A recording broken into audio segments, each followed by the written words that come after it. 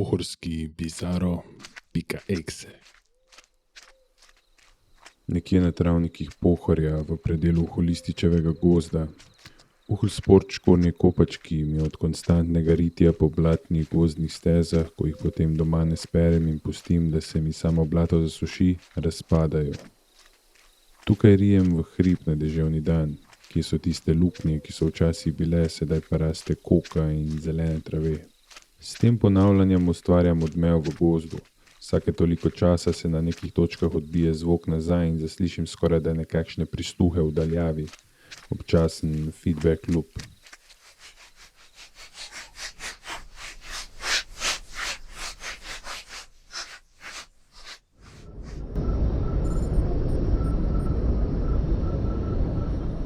Zjutraj mi je na centralni postaji računalnik javil, da so moji sodelavci včeraj pozabili označiti drevesa in popisati inkubatore kokinih nasadov v Holističevem predelu. Ta predel je res zajeban.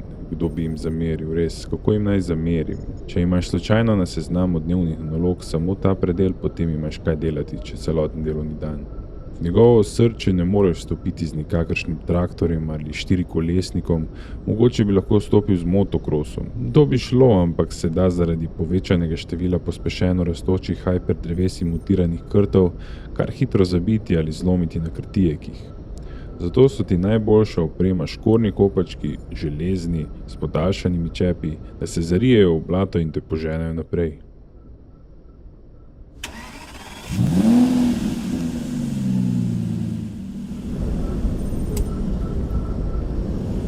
Dež mi je že dodobra stestiral balerino, potegnil sem geoskener, da mi je popisal okoliš, ko sem prišel vsaj po navigaciji sodeč nekam v srčiko gozda.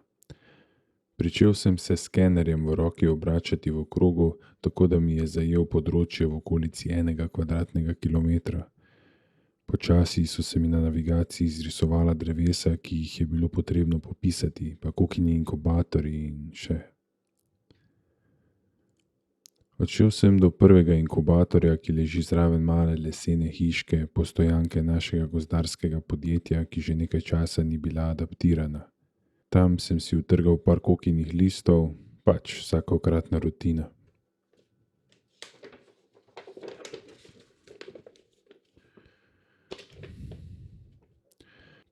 Popisujem kakšne pol ure, ko končno dobim signal in se lahko prvič javim v centralo, da sem prišel v gozd in opravljam popis. Zatem pa sem si lahko končno privoščil odmor in en kokin čaj. Signala je ponovno zmanjkalo in odšel sem po stojanko. Navigacijski strojček odložim na mizico, prižgem eno cigareto, zakurim ogenj, nalijem vodo v džezvo, pristavim jo na ogenj, voda zavre, ko namočim kokine liste, prižgem še eno cigareto, popijem, pač vsakokratna rutina.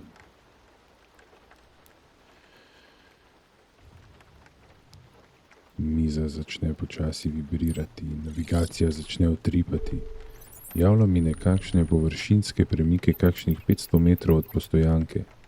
Ponovadi so to kakšni biološki hibridi lisosič ali pa hibridi volrisa in še vseh ostalih, ki se potikajo po tem predelu. Ko vzamem navigacijo v roke, pa mi javi, da se v tem predelu ne premika nič prej omenjenemu podobnega. Navigacija zaznava nekakšno premikanje železa, ki naj bi prišlo iz smeri bližnjega črnega odlagališča in se vse bolj bliža moji postojanki. Za par sekund opazujem njegovo premikanje, ki je skrajno počasno, kot da bi se vleklo po blatu. V strahu sem v omarici v kotu sobe poiskal motorno žago. Shit, vidim, da ima skoraj izpraznjen rezervoar. Upam, da bo zadostovalo. Za vsak slučaj sem poiskal še sekiro. Opremljen se odpravim iz hiške. Dež je pričel počasi pojenjati. Še enkrat pogledam na navigacijo. Točka premikanja objekta se je za trenutek pospešila in pričela nekako pobesnelo skakati v različne smeri. Pričel se je oddaljevati od hiške, pa spet približevati, ko je naenkrat obstal na miru. Počasi sem se mu želel približati vsaj na kakšnih 50 metrov in tam izpustiti drona, ki bi preveril, zakaj the fuck sploh gre. Približam se mu na kakšnih 70 metrov, ko izpustim drona. Z rahlim manevriranjem skozi gosto zasajeno poseljeno z drevesem mu približam, ko vidim odsev neke človeške roke, ki štrli iz gostega grmovja. Več se ni videlo.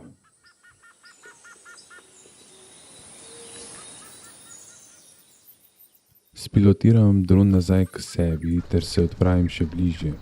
Vedno bolj se mi je dozdevalo, da se ogrezam v blato, v blatne stezice, kot da bi hodil po vodi, ki me bo vsak čas posrkala vase. Naenkrat mi je vid zameglila še nenadna megla, ki se je prebila in zavijugala med krošnjami. Sluh mi še dodatno oteži veter. V nekem trenutku se mi je dozdevalo, kot da bi mi veter feedback lupal neko pesem, ki sem jo tukaj prepeval pred leti. No pa gremo zdaj. Še vedno, veš, je to zgodba o vevrci. O vevrci pa o pujsku Marku. To sta dve živali, ki sta živela v naravi.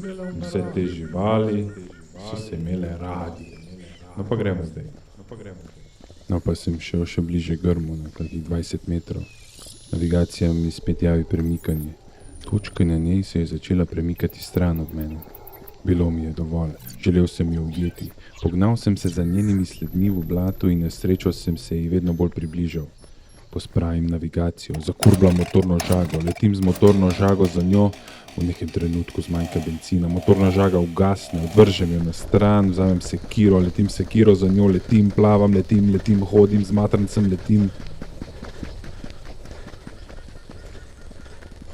Končno zagledam neko človeško telo, ki se plazi stran od mene, kot da bi plavalo po blatu, kot da bi se z zadnjimi izdihljaji poskušalo premikati, bežati. Še bolj pospešim svoj tek in se vmes pripravljam na soočenje, na spopad. Nato se mu približam. Vidim, da se v bistvu premika le en del telesa, premikala se je samo noga. Končno sem ga ujel sem bežeče se telo, zajel sem sapo, zajel sem zamah sekiro, pripravljen sem ga bil razčefukati do amena, razkosati na koščke.